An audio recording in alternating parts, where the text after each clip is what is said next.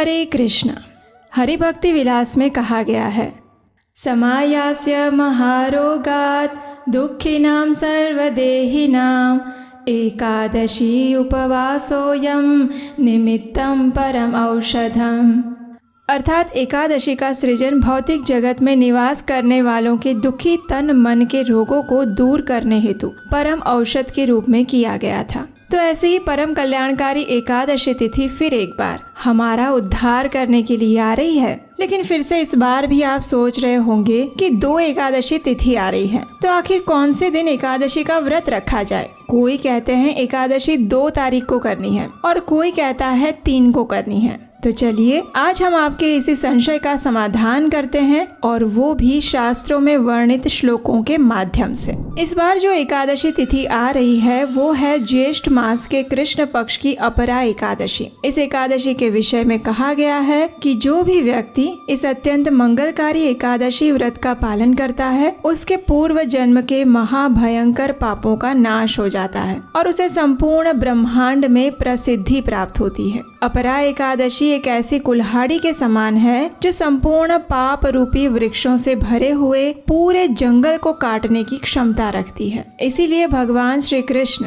युधिष्ठिर महाराज से कहते हैं कि जो भी मनुष्य अपने पूर्व और वर्तमान पाप कर्मों को लेकर चिंतित है उसे इस अपरा एकादशी का नियम और श्रद्धा पूर्वक पालन अवश्य करना चाहिए। लेकिन इस बार ये एकादशी आखिर 2 को है या 3 को? तो देखिए, इस बार जो एकादशी आ रही है वो दशमी से सम्मिलित एकादशी है। इसीलिए हमारे शास्त्र कहते हैं कि जब कोई भी एकादशी दशमी तिथि से सम्मिलित हो तो उसका पालन हमें द्वादशी के दिन ही करना चाहिए, एकादशी के दिन नहीं। चलिए अब इसका प्रमाण ढूंढने के लिए शास्त्रों से कुछ श्लोक सुनते हैं। भविष्य पुराण में कहा गया है, अतएव परित्याज्य समये च अरुणोदये दशमी एकादशी विद्या वैष्णवेन विशेषतः।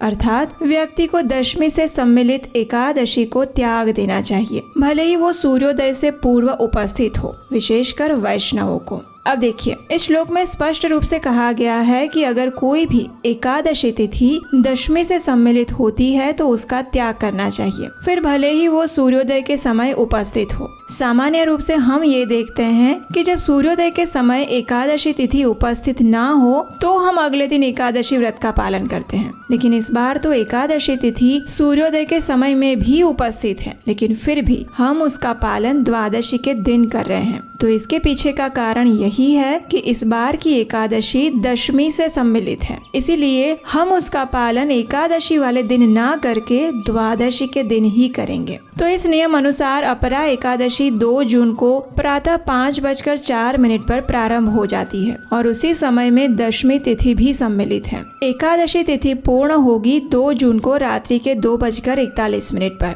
और फिर द्वादशी तिथि प्रारंभ हो जाएगी, यानी 3 जून को सुबह सूर्योदय के समय में द्वादशी तिथि उपस्थित है और द्वादशी पूर्ण हो रही है 3 जून को रात को 8:49 पर। तो इस प्रकार भले ही इस बार एकादशी तिथि 2 जून को आ रही है, लेकिन क्योंकि ये दशमी विद्या एकादशी है इसीलिए उसका पालन हम एकादशी पर ना करके द्वादशी के दिन यानी 3 जून 2024 सोमवार के दिन करेंगे। हमारे शास्त्रों में भगवान श्री हरि यहाँ तक कहते हैं, पुण्यम सुसंचितम याति कल्पकोटि शतार्जितम सशल्यम ये प्रकुर्वन्ति मुक्तिदम मम वासरम। अर्थात जो व्यक्ति मुक्तिदायक मेरे दिवस पर उपवास करता है लेकिन वो दशमी के साथ सम्मिलित हो तो उसके पूर्व काल के 100 चक्रों में अर्जित सारे पुण्य फल नष्ट हो जाते हैं। तो इसलिए अगर आप अपने पूर्व पुण्य कर्मों को खोना नहीं चाहते हैं और पाप कर्मों को नष्ट करना चाहते हैं तो इस बार की एकादशी व्रत का पालन 3 जून 2024 सोमवार के दिन ही करिएगा। इस दिन उत्तर भारत की समय सारणी अनुसार ब्रह्म मुहूर्त का समय रहेगा 3:47 पर और सूर्योदय होगा 5:23 पर। अगले दिन यानी त्रयोदशी पर इस व्रत का पारण करने का समय रहेगा 5:23 से लेकर 10:04 के बीच में। तो इस प्रकार हम अपरा एकादशी का पालन द्वादशी तिथि में करेंगे, क्योंकि स्वयं भगवान श्री हरि और सभी शास्त्रों का यही मत है कि दशमी विद्या एकादशी जब आए तो उसका त्याग करके मनुष्य को द्वादशी के दिन ही उसका पालन करना चाहिए। चलिए अब हम देखते हैं कि इस विशेष अपरा एकादशी का पालन नियम पूर्वक कैसे किया जाए। एकादशी के व्रत में सबसे महत्वपूर्ण जो चीज होती है वो है अन्न का त्याग, हरिनाम का जप, कृष्ण चेतना में स्थिरता। और इस दिन इन तीनों चीजों को प्राप्त कैसे करनी चाहिए, तो इसकी विधि अत्यंत सरल है। कुछ कार्यों के माध्यम से आप ये तीनों चीजें प्राप्त कर सकते हैं। और सबसे पहला कार्य है, जिस दिन आप एकादशी व्रत का पालन कर रहे हैं उस दिन ब्रह्म मुहूर्त में उठना और उठकर स्नान इत्यादि नित्य कर्मों से जल्द स्वयं को शुद्ध कर लेना चाहिए। उसके पश्चात भगवान की मंगला आरती का दर्शन करना चाहिए अथवा अपने घर में मंगला आरती करनी चाहिए। उसके पश्चात भगवान के समक्ष जाकर हाथ में गंगा जल लें और एकादशी का संकल्प लेते हुए इस मंत्र का उच्चारण करें। एकादश्यां निराहारः स्थित्वा अहं परेहनि भोक्ष्यामि पुंडरीकाक्ष शरणं मे भवाच्युत।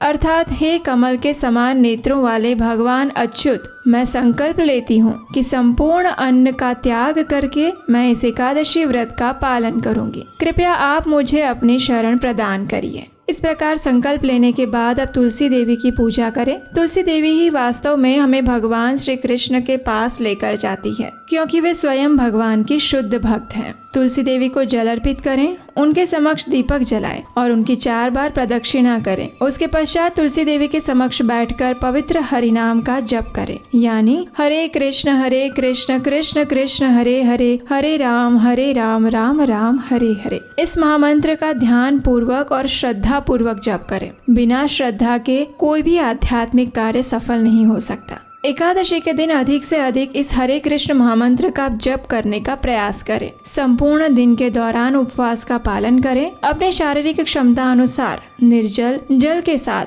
फल और दूध के साथ या फिर एकादशी प्रसाद के साथ व्रत का पालन कर सकते हैं, लेकिन किसी भी स्थिति में किसी भी प्रकार के अन्न का भोजन ना लें, चाहे वो गेहूं हो, चावल हो या दलिया। यदि आवश्यकता लगे तो आप दूध, फल, एकादशी प्रसाद इत्यादि ले सकते हैं। संपूर्ण दिन में अधिक से अधिक हरे कृष्ण महामंत्र का जप करें। किसी प्रमाणभूत वक्ता से हरि कथा का श्रवण करें, प्रभुपाद जी के प्रवचन सुनिए और श्रीमद् भागवतम जैसे ग्रंथों का अध्ययन करिए। एकादशी के दिन आप अपने किसी भी नजदीकी गौशाला में जाकर गाय के लिए भी दान दे सकते हैं, गौ माता की सेवा कर सकते हैं। इस प्रकार संध्या होने पर पुनः तुलसी देवी के समक्ष और भगवान श्री कृष्ण के समक्ष घी का दीपक अर्पित करें और भगवान के समक्ष बैठकर हरि कीर्तन करें। अगले दिन यानी इस बार त्रयोदशी पर प्रातः काल ब्रह्म मुहूर्त में उठ जाए और स्नान इत्यादि से स्वच्छ होकर पुनः हरे कृष्ण महामंत्र का जप करें। निर्धारित पारण समय पर यानी 4 जून 2024 मंगलवार को सुबह 5:23 से लेकर 10:04 के बीच में अपना एकादशी व्रत का पारण करें। किसी भी अन्न प्रसाद के साथ एकादशी व्रत का पारण कर सकते हैं, लेकिन उसे घर में ही बनाएं और सबसे पहले उसमें तुलसी पत्र रखकर भगवान को भोग लगाएं और वही प्रसाद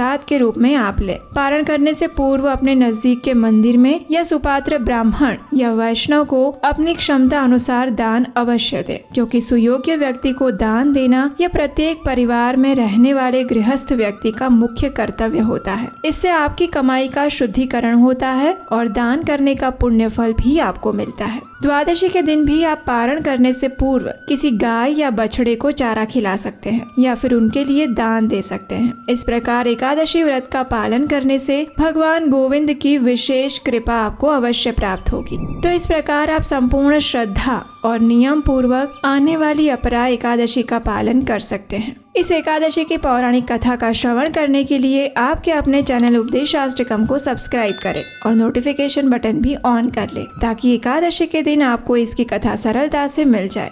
इतने सालों से हमारे साथ जुड़े रहने के लिए और श्रद्धा पूर्वक सभी एकादशी व्रत का पालन करने के लिए आप सभी का हम सब हृदय से धन्यवाद प्रकट करते हैं और आशा करते हैं कि इस वीडियो के माध्यम से अब आपके एकादशी तिथि को लेकर सारे संशय समाप्त हो चुके होंगे। अगर ऐसा है तो ये वीडियो आप अपने मित्रों और परिवारजनों को भी शेयर कर दीजिए जो लोग इस बार एकादशी तिथि को लेकर अभी भी संशय में हैं। तो चलिए संपूर्ण पापों का नाश करके परम भगवान की शुद्ध भक्ति प्रदान करने वाली इस विशेष अपरा एकादशी का पालन करते हैं और परम भगवान श्री कृष्ण के चरणों में स्वयं को समर्पित करते हैं। हरे कृष्णा।